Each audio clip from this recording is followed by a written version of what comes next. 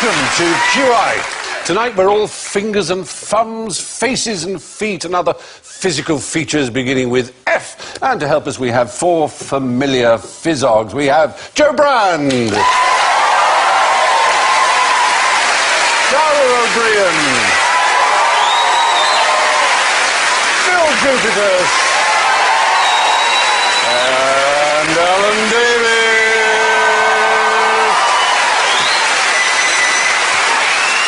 So it's fingers at the ready, please. Let's face the music and buzz. Phill goes. 20 tiny fingers, 20 tiny toes. Dara goes. The good bone connected to the... Oh, very good. Joe goes. It's a not so bad. Oh, and Alan goes. This little pig said, wee, wee, wee, all the way home.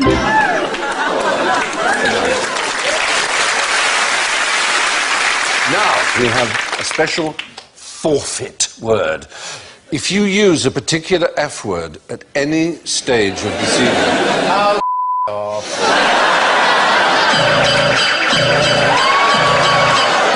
It was almost like a subtle double bluff that it couldn't possibly be that word. It was. So there's your forfeit, I'm afraid. Now, Alan, do you enjoy fargling? Am I fargling now? No, I hope you're about to. They're fargling. F-A-R-G-L-I-N-G. Is it a foreign word for saying amusing things? It's an American word that's sometimes used for a game that involves your hands and fingers. Rock, paper, scissors. Yes! Paper, scissors, stone, or rock, paper, scissors. We're going to play it tonight, because any time any one of you gets a forfeit, you have a chance to go double or quits with paper, scissors, stone. But, Stephen, I can only get a forfeit if I say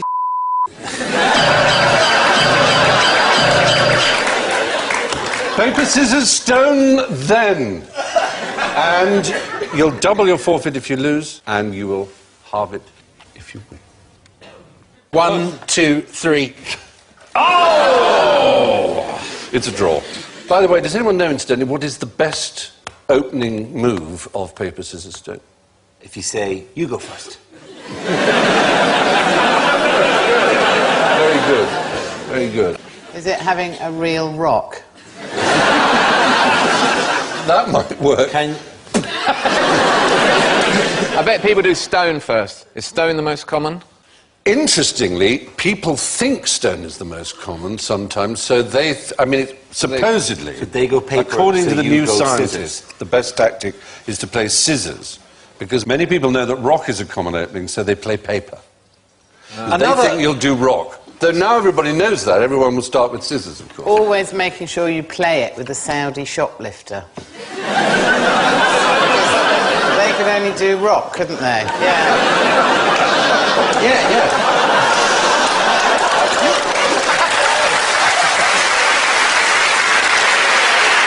Yes, exactly. Avoid playing it with Abu Hamza, because then you... Abu Hamza can't do... Abu Hamza can only do question mark.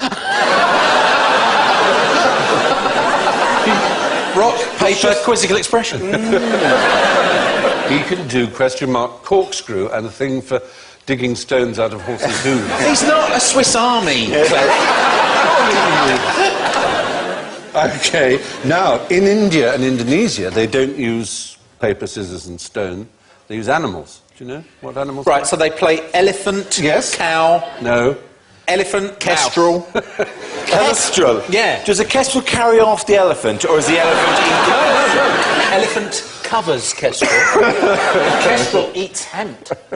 You've got two of them, amazingly. Ant, elephant, and dodo. Human. Human. Human.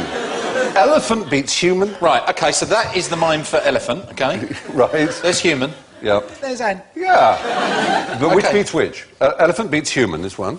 Human beats ant. Please tell me human beats ant. Yes, human does beat ant, but ant beats elephant. How does ant beat elephant? They're scary. In the same way that mice supposedly frighten elephants, ants frighten elephants. They go, No, they don't. well, they're said to. All right, suspend disbelief. Yeah, because after all, paper doesn't really beat stone, does it? And it does in the game. That's an engineering question I'm not prepared to answer. Fair enough. There you are. That's Fargling for you. Now, right, from fingers to facial features. We're going to try a scientific experiment now. So you all have a pencil in front of you, I hope. I'd like Phill and Dara to put the pencil between your teeth. Actually, if you would. That's it. Thank you. Okay. Tight between your teeth. Wouldn't you rather we had a ball gag, Steve? It all started innocently enough with pencils. They woke up in Dortmund 4 days later. Could you put your pencils in, holding them only with your lips, not your teeth? This reminds me of my husband. It's so No, he's got a pencil like that. Oh, has he? Well, now, you may not remove them until I say so. That's quite important. And my question is this. On the face of it, which is funnier, quack or moo? Quack. Quack. Quack. No, you can't take it out until I say. Because you've got a K in it. Yes is the right answer. You know this. You're professional comedians, most of you. Is this not like a bad move in a spoken word comedy show? I'm choosing my words very carefully here to essentially disable the 4 contestants. Could somebody please call social services? Any idea why a K is funny? It is related to the pencils in a strange sort of way. Because the shape of your face. Is the right answer to say a K, you have to smile. It's a smiley face. Absolutely. And people think that you're going to be funny. They did an experiment with people putting pencils in their mouth in the way you have, which makes you smile, in which... Not making me smile. Damn it again. All right, 1, 2, 3. Okay. 1, 2, 3. Bang. Oh! So Someone do a rock.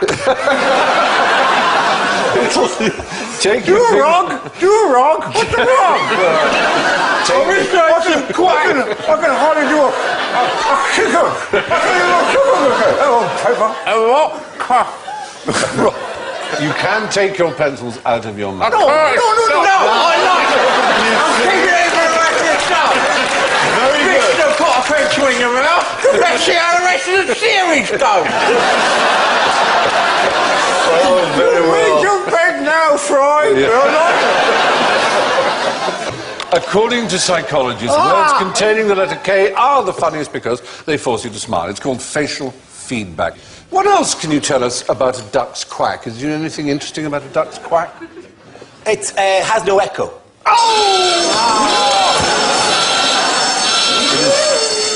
Commonly held misapprehension, unfortunately. A man from Salford University actually put a duck in a reverberation chamber in order to find out if this was true, because it is so prevalent a myth, but they do have an echo. They do echo. Ducks echo. I'm going to take one to Canterbury Cathedral. I'm just going to get a big old duck and take it and just poke it. Just try out yourself. Why should we believe the things you say on this quiz? A man took one to a chamber and tested them. No, let's test ourselves. I approve of your empirical zeal. Now, back to faces. What's the ideal way to kiss a Frenchman? A French man. With their consent. Well put. A nice young man. I really mean just as a greeting in the way that French and European people do. Yes. How many?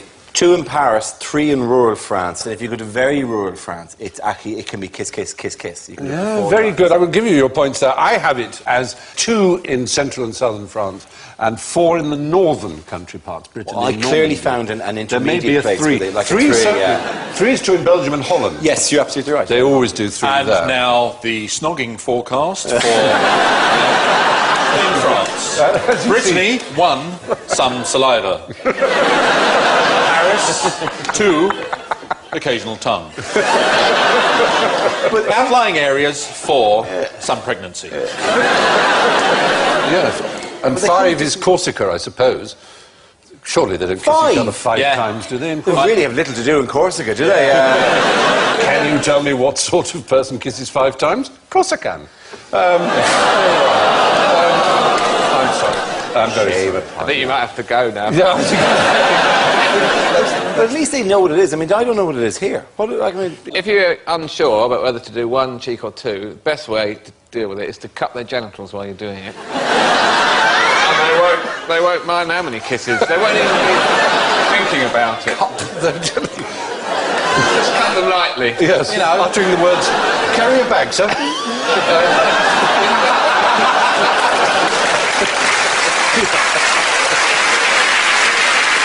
In America, it's strictly 1 cheek. They're very baffled by Europeans doing any more than 1. And it's just a minefield. You bump noses, you bump glasses, because you go to the wrong side. You go to the right first or the left.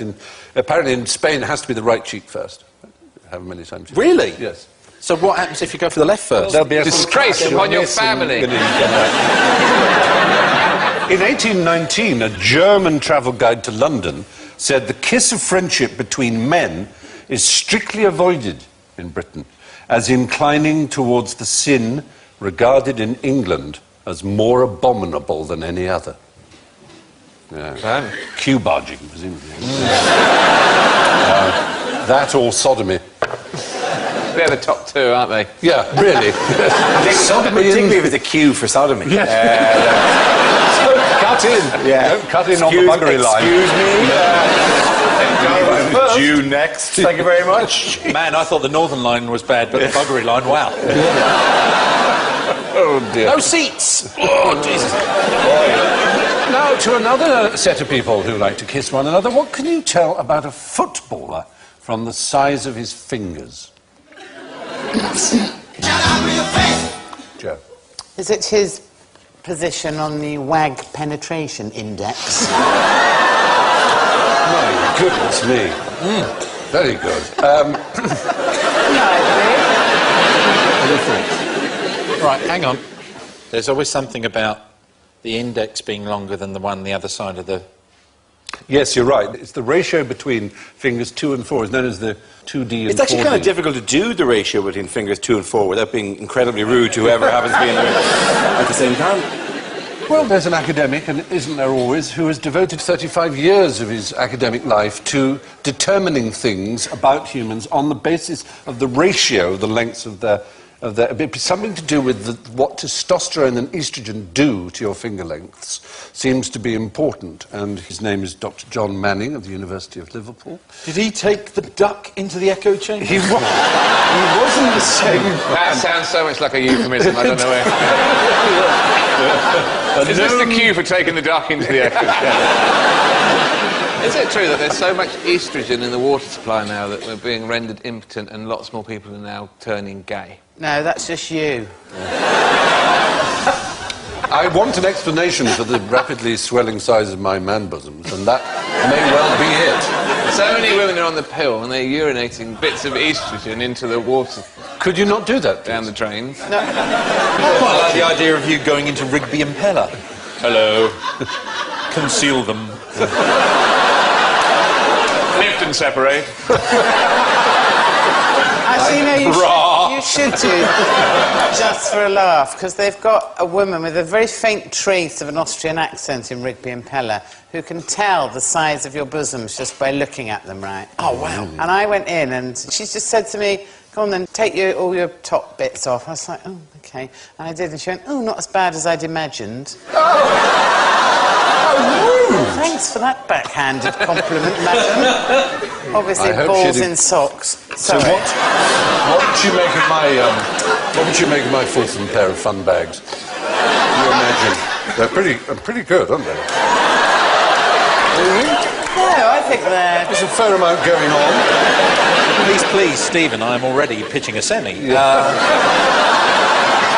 more of this talk and I'll be knocking the desk over. Anyway, apparently, according to Dr. John Manning of the University of Liverpool, the 2D/4D ratio, such as is on that photograph behind me, is predictive of infertility, autism, dyslexia, migraine, stammering, immune dysfunction, myocardial infarction and breast cancer even, as well as perceived dominance and masculinity, but not attractiveness, and including things like possibly psychopathic tendencies and ability at football. But continuing on our footy theme, what does a thorny devil do with his feet? Do any of you know what a thorny devil might be? Is a thorny devil, is it a lizard? It is a lizard. Is Well it that done. one that goes all on alternate feet to stop the heat? It's not alone as a lizard in doing that. In fact, we may even have footage of the very attractive animals doing that very thing that you're mentioning there. Sorry. I'm sorry, I kind of coughed and sneezed and wet myself all at the same time. And that's all I know. I think the fiver is mine. Can I just ask, because I just don't know this, is there a facility for men to wet themselves when they cough? Or you mean like a place you'd go? There's a felicity. It's a wonderful, warm feeling. Do men wet themselves when they cough, No, when they get old? sometimes, Shit themselves? sometimes we do poo a little bit when we cough. Sometimes. I But only just sometimes. wondered. Sometimes you wet yourself if you dream about going to the toilet. Yes. Yes. Yeah, we've all. And as you...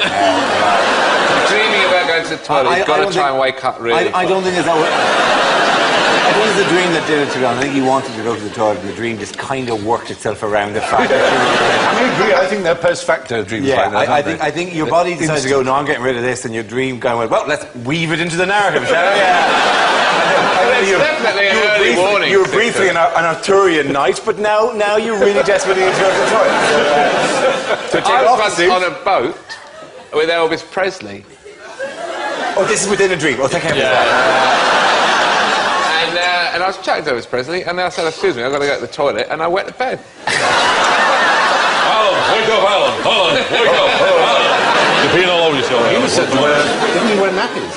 In his Elvis? final unhappy days, I believe, he wore diapers. I wouldn't be that unhappy in the nappy, would you? I would, actually. There's always the moment when he's on stage where you could actually tell where he went, "Will I have a blue Christmas tree without you?"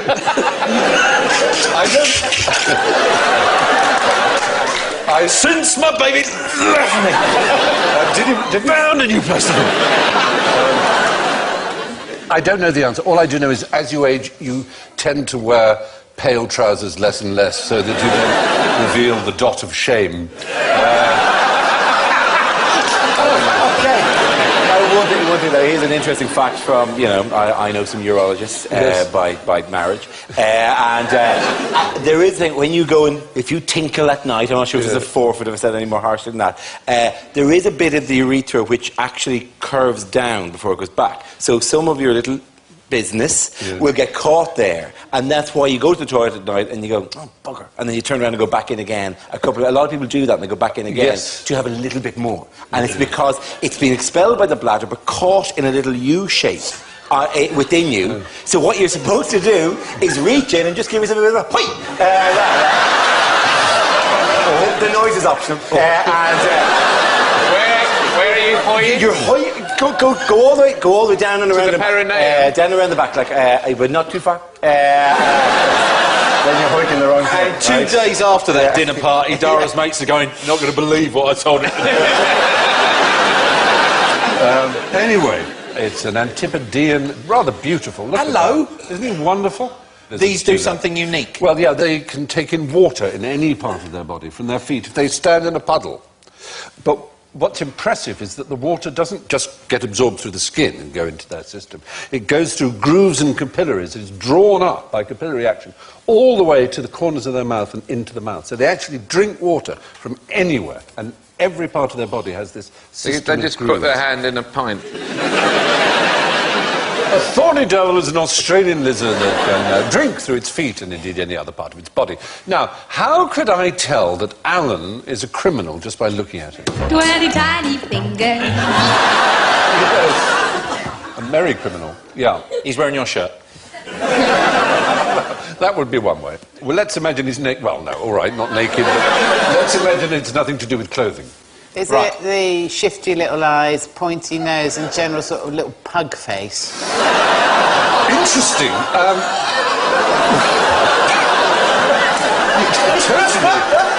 A totally unfair reading. Never seen you happier. Never been happier. The happiest I've ever seen you. That one's been building up for over 20 years. Letting this one out on telly. Out of that One day I'm really going to tell you what I think of it. When will that opportunity arrive? Oh, go on. This is like the phrenology. Well, this, in fact, I have a I've got a phrenological phrenology bust. Everyone has one of those. Everyone has one of these. This is a copy of the original.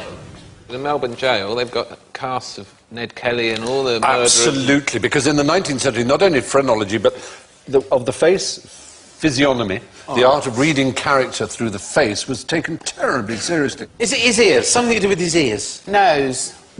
Well, I'll tell you, the father of physiognomy was, of course, one of Alan's best friends, Aristotle. According to what he said about the face and character, your curly hair signifies someone who is dull of apprehension, soon angry and given to lying and mischief. Cool, and you thought Joe was bad? Yeah. The distance between your eyebrows, as worked out by the КьюАй elves, is that you are hard-hearted, envious, close and cunning, addicted to cruelty more than love. Oh. Dara. Yes? He who has a large, full forehead and a little round withal, destitute of hair, or at least that has little on it, is bold, malicious, high-spirited, full of choler, apt to transgress beyond bounds, and yet of good wit and very apprehensive. There you are. You threw me a little bun there at the end, didn't you? Yes. Like, you are scumbag, scumbag, scumbag, scumbag, couple of gags, scumbag, scumbag, essentially. Exactly, yeah. Basically. Whereas Phill, he whose hair groweth thick on his temples and his brow is by nature simple, vain, luxurious, lustful, credulous, clownish in his speech and conversation, and double chin shows a peaceable disposition, but Think on. vain, credulous, a great supplanter, and secret in all your actions. And not to mention peckish. Yeah. Well, there is that. Joe, one whose hair is of reddish complexion is for the most part, if But not it's always, hair dye. proud, deceitful, detracting, venerous, and full of envy. Venerous. Yes, as in venereal, sort of. Disease. Yes, to do with.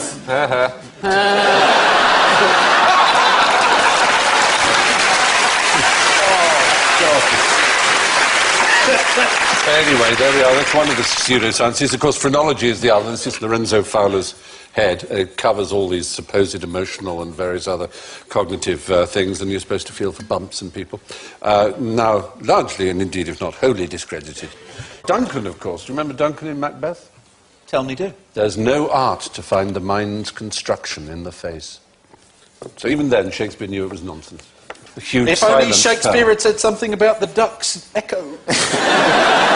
Could have saved everybody a lot of time. You saved one trip to the chamber. Snap Horatio, take yon duck into the cathedral and there make it sound off. She quacked. Does the reply come back from Brother Warlove? She quacketh not. That would be duff. That would be duff, not dust. It does annoy me when they get that wrong. Doth you or dost he, and no, dost thou. It's not difficult. Art thou? English lit U, Basic. English language C. Good luck, my friend. 1, 2, 3. Oh! You The scissors!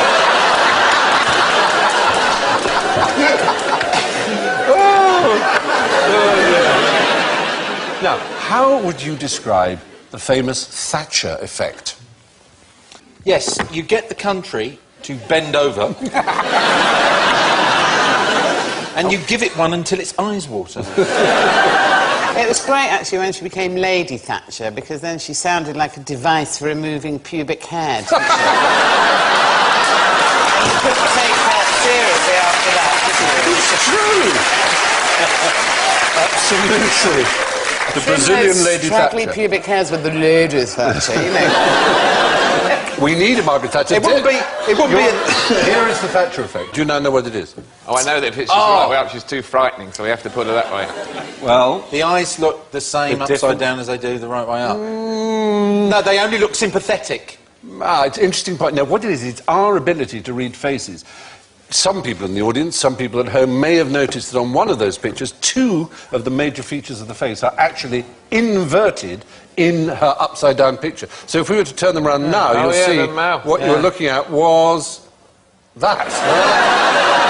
Burn the witch! This was Peter Thompson at the University of York, largest plastic bottom lake in Europe. Sorry, it's just... You said that for a bet. I knew someone who went I'll be able to get it in. I knew someone who went to University of York, and every time he said he was there, he couldn't help giving this fact. He didn't know that he told everybody this entirely banal, hopelessly uninteresting fact. And so he went, I can't help hearing the phrase University of York without going, largest plastic bottom lake in Europe. So anyway, Peter Thompson at the University of York, largest plastic bottom lake in Europe. Wouldn't it be awful if we discovered it's now been supplanted by some other lake, plastic-bottomed or not? In what way would that possibly be awful? Well, it would just be so sad for York. What does it have it to boast now? There's a bloke from the University University of York, third largest plastic-bottom lake in Europe. It just doesn't have the same bloke ring. from the University of Baden-Baden. Hello? I have news. Oh, großen Lake mit der bigen Plastik. Right. Haha, York. Haha. So there we are. That's the Thatcher effect. We can only do it when the face is the right side up. He discovered that when it's the right side up, we'd instantly see but which no, items are upside down, but when it's then turned upside down itself... I'm racking my brain trying to think of any kind of application, short of you're in the middle of a Soissons neuf and then you turn and go, well, how is that? Oh, God, you're hideous. Jesus. You looked fine when we started, but this is ridiculous. Application's hard to say, but as you know, these things sometimes emerge, and there, here, for example, is Alan. Turn it upside down, please, now. You never would have guessed, would you? That's astounding, isn't it? That's a face you don't want to see after a 69, isn't it? It's a real worry. Facial recognition is indeed a natural human instinct. We see faces everywhere in cloud formations and so on. Here are some little examples. Perhaps you can tell me what you think the faces are. They're always, by the way, Jesus or Mary. Well, these that's things, right. Yeah. The middle one is a Virgin Mary and a piece of toast. Actually, most people see Marlene Dietrich in the middle. Oh, yeah. If you look closely, I think it does look like Marlene. On the left, The moon. it's actually Mars, and people see, yes, the Madonna or something in there. And on the right, Jesus. You can only say Jesus like that when you say the baby before. I know, it's Baby usually equal baby Jesus. Jesus Baby Jeebus. Baby Jeebus, yeah. Oh, Baby Jeebus. Yeah. by Saviour, actually. You make Richard Dawkins look like a Buddhist.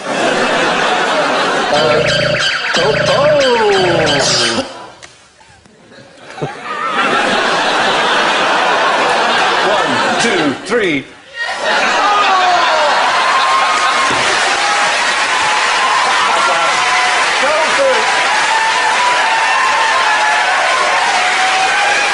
Thank you, Jesus. Thank you. But the Thatcher effect makes it difficult for one to detect inverted features in an upside-down face. Now, here's an equally famous face, but what happened to her eyebrows? Tell me. They got repaired. They got shaved off in a hen weekend.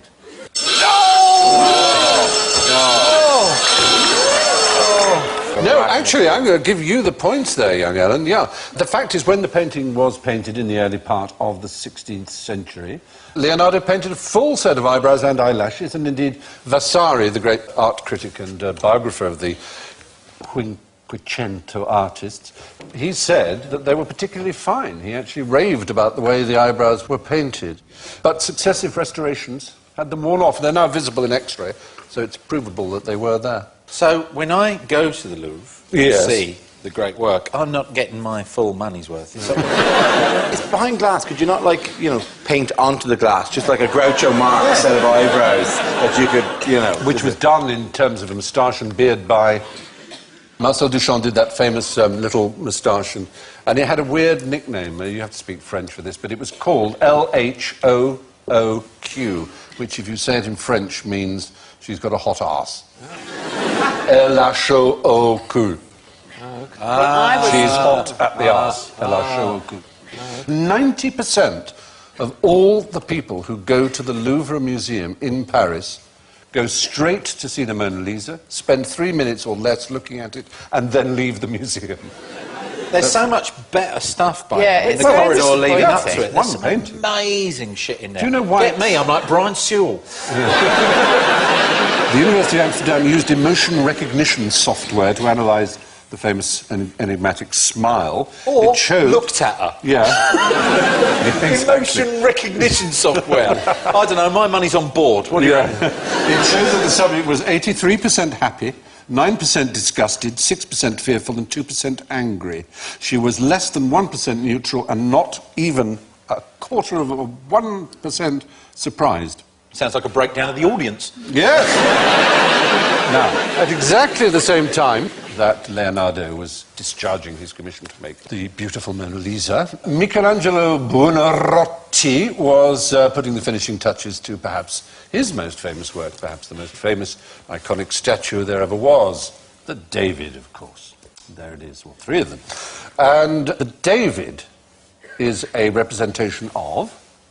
David who slingshot Goliath. King David, who slew the champion of the Philistines, Goliath, exactly. What use did he have 200 foreskins? Shut up with your face! Yes, my dear. Who cares? It's a feminist dream. He didn't make his slingshot out of it, did he? No, he didn't. He deep fried them and invented hula hoops.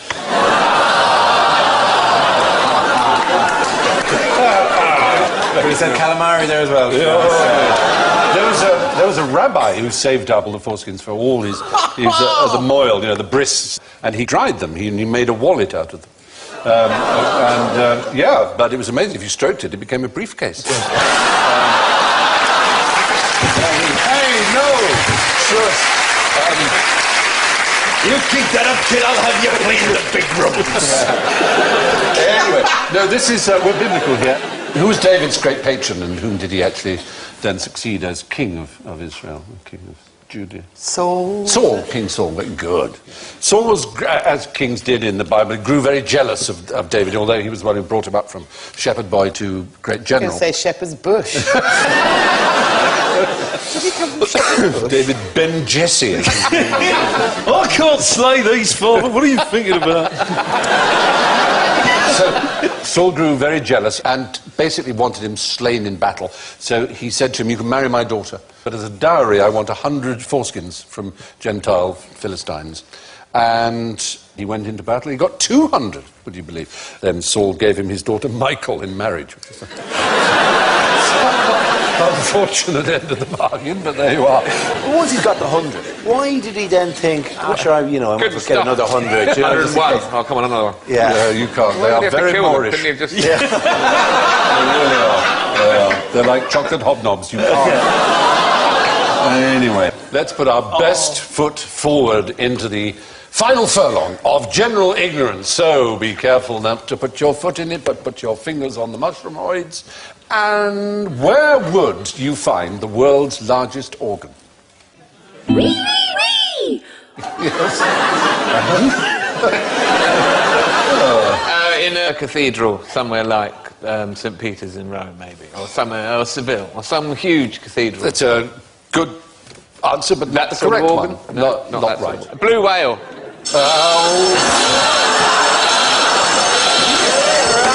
I'm sorry. No, we 6 do years in a a row. musical instrument. It's never been a blue whale, ever. It's the world's largest musical instrument. Rick Wakeman's house. Is a musical instrument. Is it a university? No, it's inside a natural phenomenon, and it's been turned into an organ. Caves. Some sort Yes, of cave. in caves, Full and of this ducks man, quacking.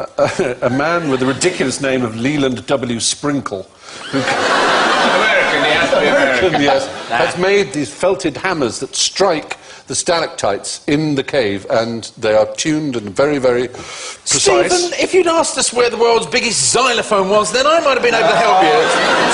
In organ. You are. I would agree that anything percussive of that kind is a kind of xylophone, though it couldn't really technically be a xylophone because xylos is the Greek for wood, and it's not wood, is it? Oh, right.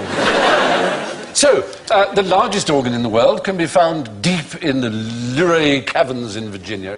Now, what can you tell about a man from the size of his feet? Size of his shoes.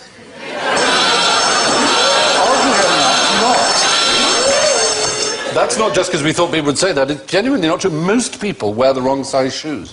That sounds bizarre, but apparently that's true. Because they're unaware of how their feet Size change of his size cock. over time.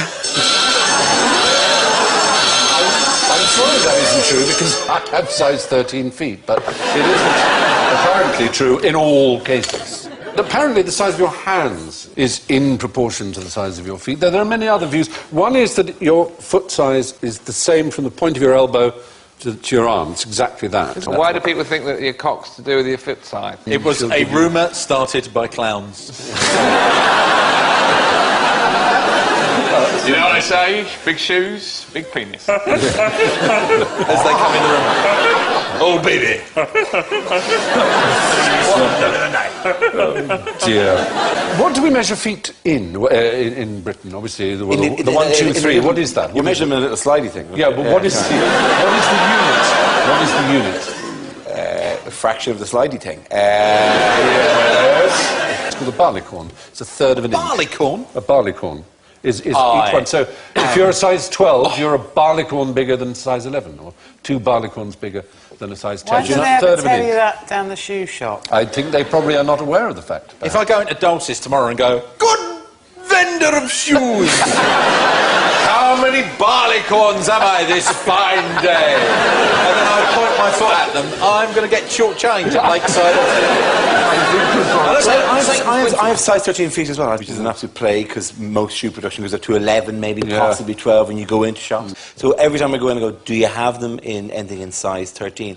I get a speech where they go, you might find it difficult to find shoes in that size. And you do look at them and go, really? Because this is the first day I've had size 13.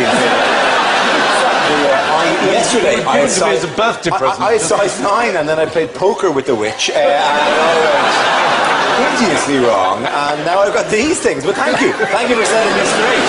Do they not go, good sir, you're a barleycorn too far for this shop, I'll wager. We're not having a barleycorn. Onwards to Big Ron's Freak Foot Outlet,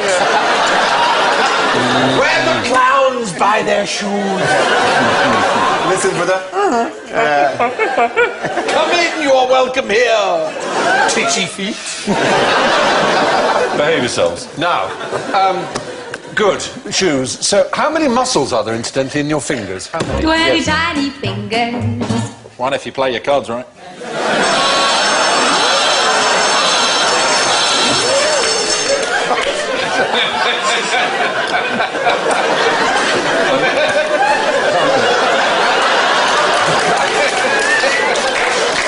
Look at you. Oh, this is dreadful, boy. I'm not going to pay any attention to you now. Put the pencil in. Oh,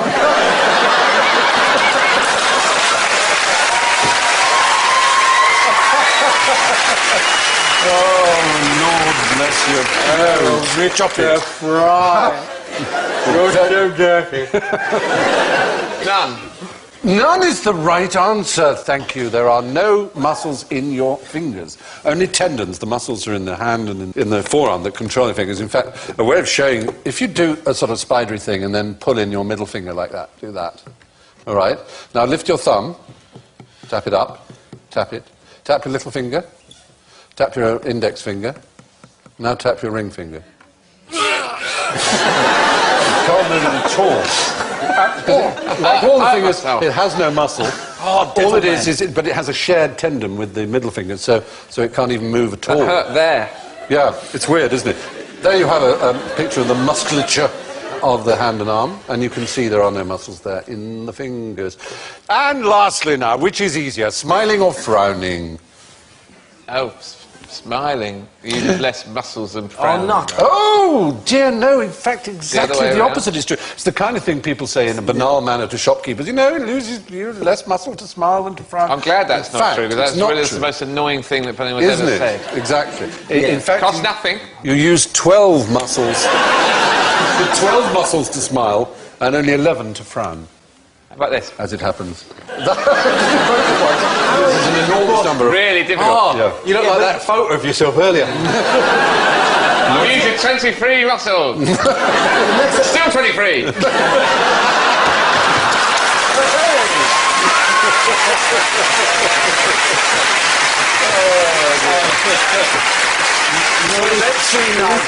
It is the most hideously irritating thing going. Oh, you know, it's like a friend is a stranger you haven't met yet. That kind of people who say that kind of tea towels. Yeah. People go, well, and you do want to go. Well, how many muscles exactly does it take? Do you know really? Come on, then. All right. Just because it's a crazy childhood dream. I've always wanted to be chain. One. Okay, so have we done one? No. Okay, sorry. 1, 2, 3.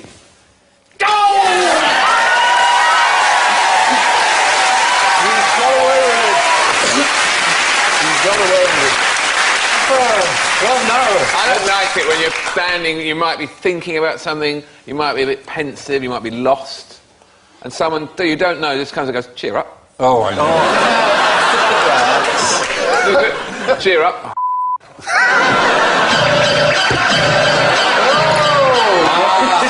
Place your bets, ladies and gentlemen. Place your bets. What way will Davies go? Current trend. He's been talking stone all night. He's been talking stone all night. You think it's going to be stone? Gonna be stone. How 1, how 2, how 3, how whoa!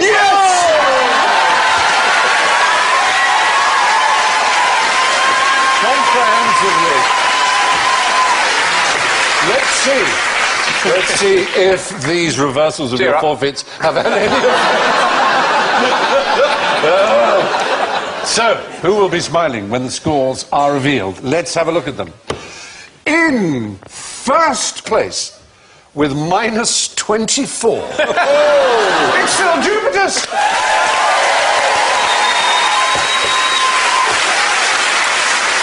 In second place, with minus 26, is Joe Brand. In third place, with minus 28, Dara Briain.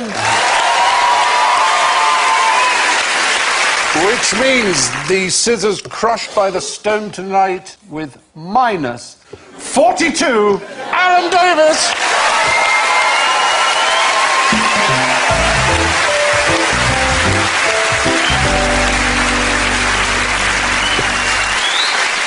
Anyway, it's thanks to Phill, Dara, Joe and Alan, and I leave you with this face-saving story. Abraham Lincoln was once accused of being two-faced, and he replied, if I were two-faced, do you think I'd be wearing this one? Thank you and good night.